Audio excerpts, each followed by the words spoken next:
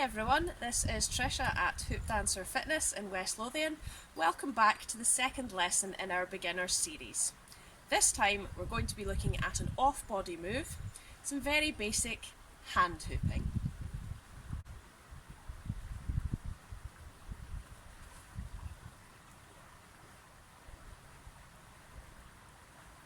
In the last lesson we were concentrating on our on-body waist hooping, and for this we used our large heavyweight beginner's hoop. Now that we're moving off body, if you have the option, I would suggest moving down to a lighter hoop. When you're practicing your off body moves, for example hooping on the hand, a heavier hoop like this large beginner one can be quite harsh on the hand. It can cause bruising on the back, and the sheer weight of the hoop can make it very difficult to kind of maintain the momentum and get the plane correct and not allow the hoop to spin out of control. For off-body hooping, particularly around the hand, I would definitely recommend a lighter polypro hoop if possible. This one that I've got here is my preferred size. This is a 34-inch. It's a skinny one as well, so it's a lot lighter than the heavier hoop that we were using last week, but it's also a lot more gentle on the hand and easier to control that spin. So, to start out with hand hooping, you're going to begin by gripping the hoop at the base in the palm of your dominant hand. As you can see, the hoop is gripped securely in the palm, the fingers are wrapped round, and the thumb is just underneath. Now we aren't going to go for multiple rotations to begin with, we just want to get a feel for the movement of the hoop before we start to try spinning it. So to begin the move, I'm going to take away my supporting hand. Now you will find, particularly if you're using a larger, heavier hoop, that at this point the hoop might start to kind of flop and sway from side to side.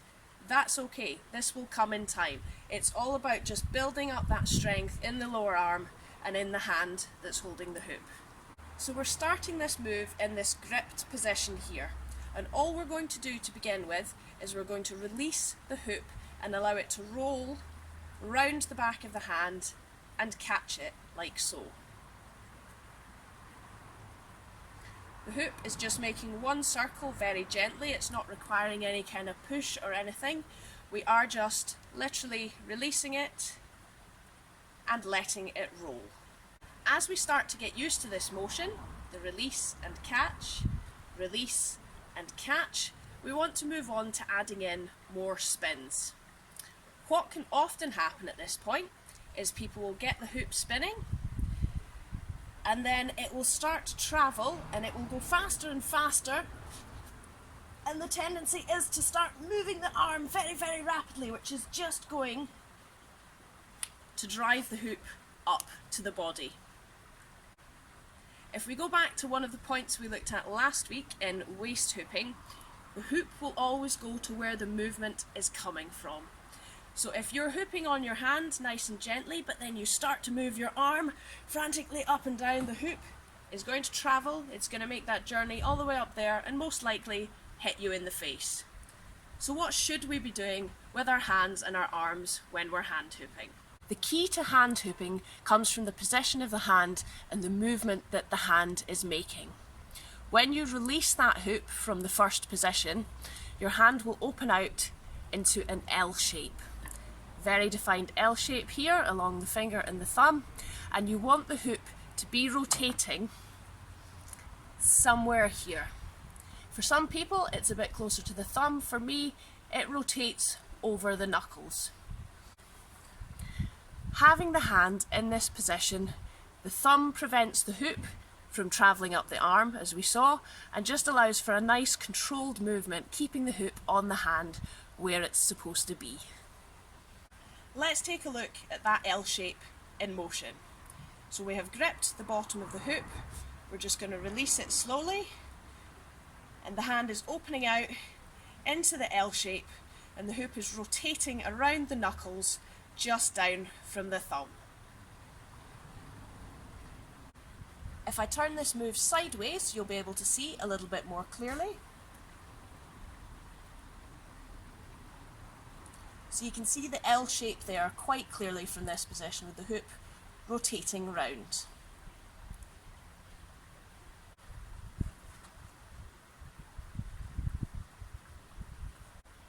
In order to maintain the motion of the hoop on your hand when you're hand hooping, you've got your L shape that we talked about, but the hand itself, it's just making an ever so tiny little pulse.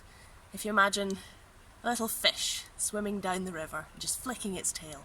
Just a tiny, tiny little pulse, and that's what's driving the hoop round the hand. As we start to become more confident with our hand hooping, we can move it onto a different plane. To begin with, we've been learning this in front of the body, on the front plane, with the hoop rotating parallel to the front of your body. If you'd like to move the hoop onto the side plane, the movement is going to come from your body. Your hand is essentially going to maintain the same position that it's in right now. So turning the hoop onto the side plane. First things first, you want to turn away from the hoop. If you try to turn in towards the hoop, it's just going to get stuck because there's nowhere to go. So we're rotating the hoop on our hand, it's spinning gently on our L shape. I'm going to turn my body away from the hoop, but you're going to see that my fingers are still facing towards the camera, still pointing that way, and that's not going to change position as I turn the body sideways.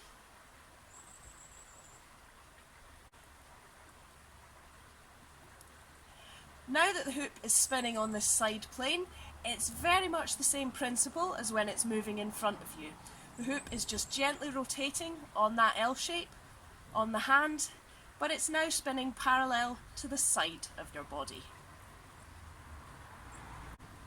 When you're first learning hand hooping, it can be very common, as we talked about earlier, for the hoop to lose control, to be spinning around the hand, and just to suddenly come up the body, up the arm like so. One thing that I find when you're starting out that can really help with this is keeping the position of the arm tucked in nice and tight beside the body. I'm going to turn sideways for this move just so that you can see this. So the hoop at present is on my front plane. I'm going to start my hand hooping. You can see my nice L shape there. And I'm going to take the hoop onto the side plane from my body. So I'm turning away from the hoop, but the hand position is staying the same. Now, as you can see, my elbow is tucked in nice and neat from the body. When you're starting out, this can help because if you stretch your arm out, that's when you'll be more inclined to make these kind of wild moves and lose control of the hoop.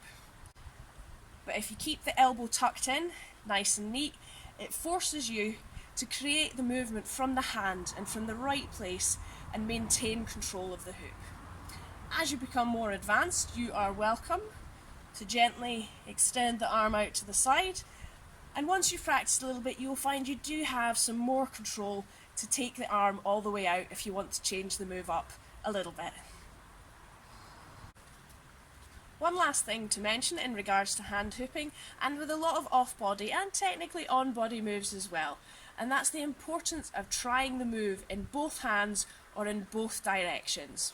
Particularly for off-body moves, where you will be using your hands, often both hands once we get onto twin hoops, it's so important to train that other hand so that when you come to do the twin moves, you don't find that you're really good on one side, but the other hand can't keep up. So switch it into the left hand and give it a go on that side as well. Thanks guys for joining us for the second lesson in our HoopDancer beginner series. We'll be back next week looking at some transition moves. How can we get the hoop off the body from our waist hooping, which we learned in lesson 1, and into the hand so that we can start incorporating our hand hooping as well from lesson 2. I'll see you next week.